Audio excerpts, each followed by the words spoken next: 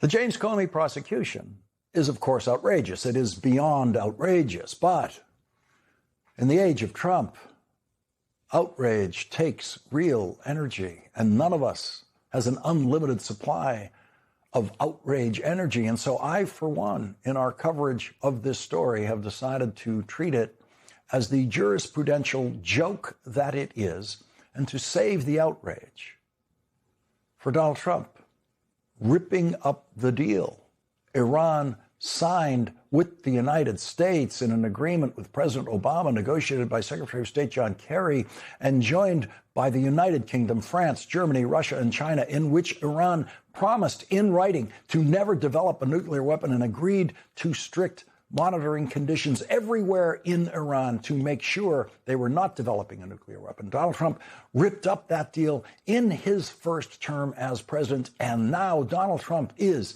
outrageously waging a war in an attempt to get that deal again with Iran. 13 Americans have been killed in that war for no reason. Dozens seriously injured. Thousands of Iranians killed. A girls' school targeted by an American missile, killing hundreds of people. Donald Trump achieved nothing by killing those girls in their school. So I save my outrage for the people who are dying in Africa tonight because Donald Trump and Elon Musk and Secretary of State Marco Rubio took life-saving medicine away from those people. Babies born with AIDS in Africa because Donald Trump and Elon Musk took their mother's HIV medicine away from them during their pregnancies. Food that was on its way to delivery in a famine zone in Africa to starving people, stopped by Elon Musk and allowed to rot in a warehouse. Too many people are dead tonight because of the capriciousness and vicious cruelty of Elon Musk working under Donald Trump's authority and producing what Bill Gates, whose foundation has done so much life-saving work in Africa, called, quote, the world's richest man killing the world's poorest children. That's where our outrage belongs. James Comey is going to be fine. James Comey's not in trouble.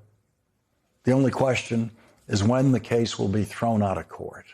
No one is better equipped to defend himself against a ridiculous Trump indictment than a former FBI director, a former federal prosecutor, James Comey, who has a team of the best possible lawyers who will crush Donald Trump's clownish acting attorney general, who was Donald Trump's criminal defense lawyer. And so, in a news environment where what was happening to James Comey was the most outrageous thing Donald Trump was doing, then outrage would, of course, be the right frame for that story.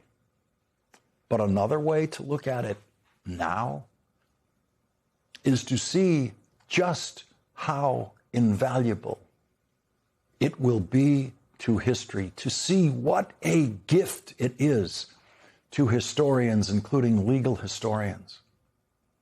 Historians will see in the James Comey prosecution the madness of Donald Trump run wild. Historians will see that the person in charge of Donald Trump's Justice Department was willing to humiliate himself to a degree that no other person in that position has ever chosen to do. It is proof beyond a reasonable doubt that Donald Trump's acting attorney general is acting only for Donald Trump. And the legal outcome that James Comey will achieve through a dismissal or other ending of that case will be a full humiliation of Donald Trump and Todd Blanche. Complete and total humiliation of the both of them. No one will be defending that prosecution a year from now, or 5 years from now, or 10 years from now, or ever. Todd Blanche will lie about it for the rest of his life. After he leaves Donald Trump's Justice Department, he will pretend for the rest of his life that he had nothing to do with that indictment. But that indictment and the dismissal of that indictment will stand as proof in writing of just how abusive Donald Trump was, abusive to the people working for him, abusive to Todd Blanche, abusive to the Constitution, abusive to common sense. And Todd Blanche will stand convicted by history as someone who violated his oath to the Constitution by pursuing this indictment. Nothing the Trump Justice Department does will speak as simply and clearly to history as this indictment of James Comey and the eventual dismissal of the case. Every restaurant worker in America tonight is now legally smarter than Donald Trump's acting attorney general and Donald Trump. They all know what 86 means. It's that simple. Donald Trump and Todd Blanche have found a way to expose themselves. And they are both too stupid to know what they have exposed about themselves in their indictment of James Comey. War is the ultimate test of presidential credibility. And Donald Trump has entered his war with no credibility and continues to find new ways to damage his credibility every day. And the James Comey indictment is now helping to separate voters from Donald Trump, voters who haven't already left him. This indictment is utterly harmless to James Comey. He has the strength to crush it, and he will.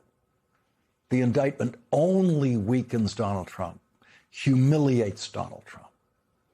And weakening and humiliating Donald Trump is what is necessary to separate more and more voters from Donald Trump and Trumpism, with polls now indicating Donald Trump's approval rating is the lowest it has ever been.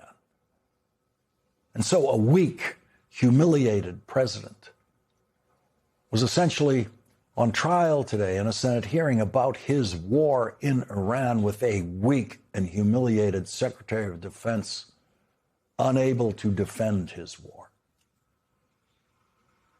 Open source reporting has estimated that the military has used an outrageous number of Patriots. I'm not even going to say the numbers, but a lot of Patriots, a lot of THAAD rounds, JASSM-ER, Tomahawks, very expensive, exquisite.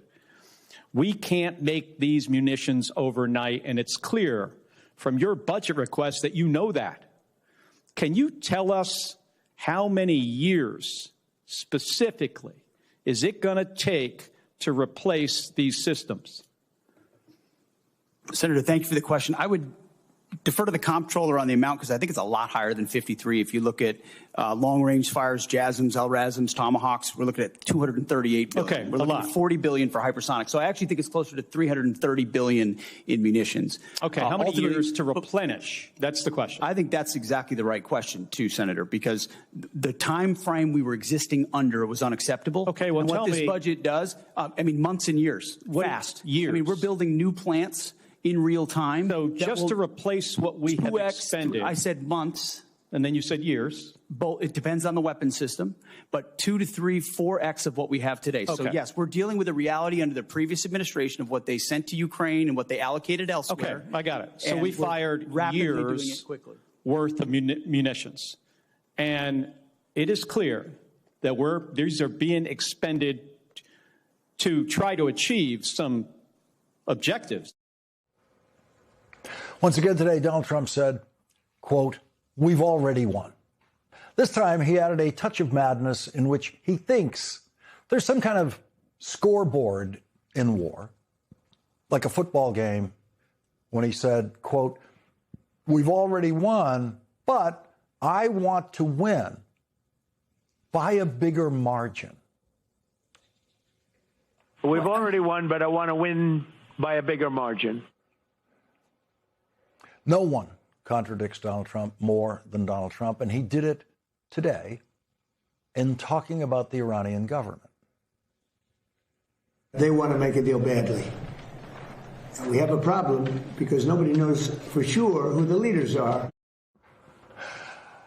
So sentence one is, they want to make a deal badly. Sentence two is, we don't know who they are. It is impossible to say they want to make a deal if you then say nobody knows who the leaders are. And so Donald Trump is now, in effect, saying he doesn't know who he is at war with now.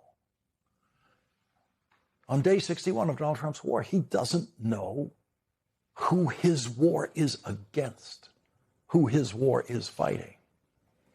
And in the history of American war quagmires, from Vietnam onwards, no president before Donald Trump has ever been so lost that that president did not even know who the enemy was in that war, in the war that that president was waging.